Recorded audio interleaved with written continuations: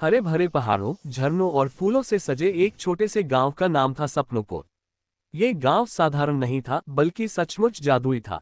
यहाँ की मिट्टी चमकती थी, पेड़ बातें करते थे, नदियाँ गुनगुनाती थीं और आसमान हर रात सितारों की झिलमिल रोशनी से रंगीन परियों जैसा हो जाता था। गांव के लोग बहुत खुशहाल थे क्योंकि उनके पास एक अनोखा राज था। इस गांव का जादू एक इंद्रधनुषी झरने से आता था जो गुफा के भीतर छिपा था।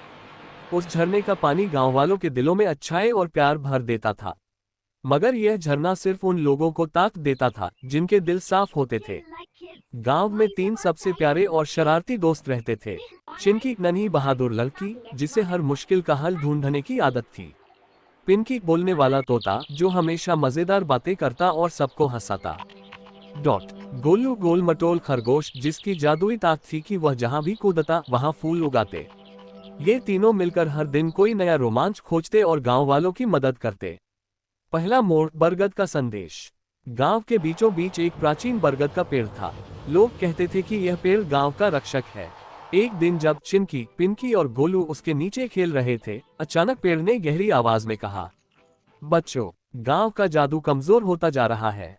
कोई बुरी ताकत हमारे इंद्रधनुषी झरने को चुराना चाहती है। तुम्हें उससे बचाना होगा। इसके लिए तुम्हें 7 जादुई दरवाजों की यात्रा करनी होगी।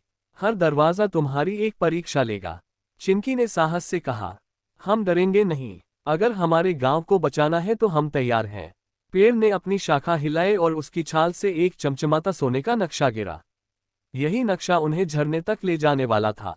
यात्रा की शुरुआत। तीनों दोस्तों ने झोला उठाया और यात्रा शुरू की। नक्शे में साफ लिखा था, जादुई झरने तक पहुंचने के लिए 7 दरवाजों को पार करना होगा। पहला दरवाजा, हंसी का दरवाजा।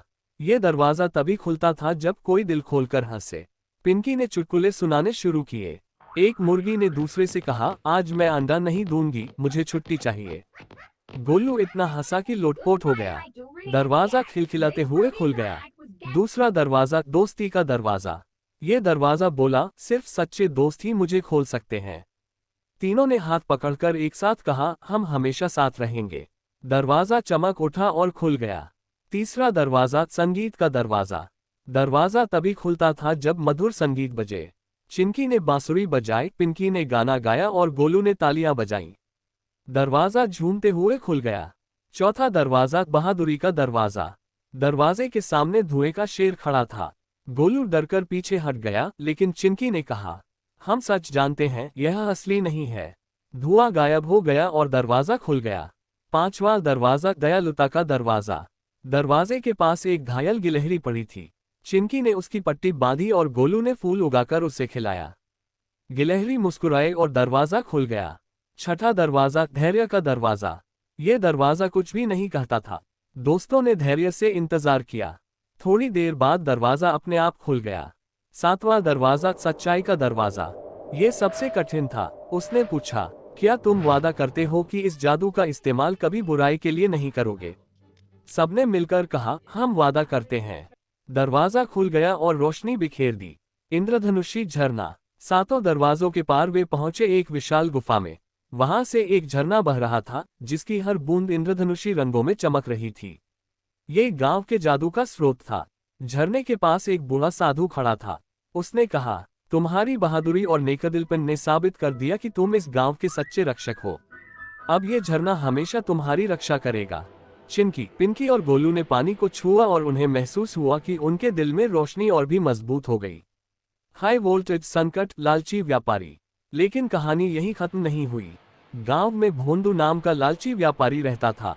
जब उसे पता चला कि बच्चों ने झरना ढूंढ लिया है, उसने सोचा, अगर मैं इसका पानी बेच दूं तो मैं दुनिया का सबसे अमीर आदमी बन जाऊंगा। वह गुपचुप गुफा में पहुंचा, मगर जैसे ही उसने झरने को छुआ, पानी पत्थर बन गया।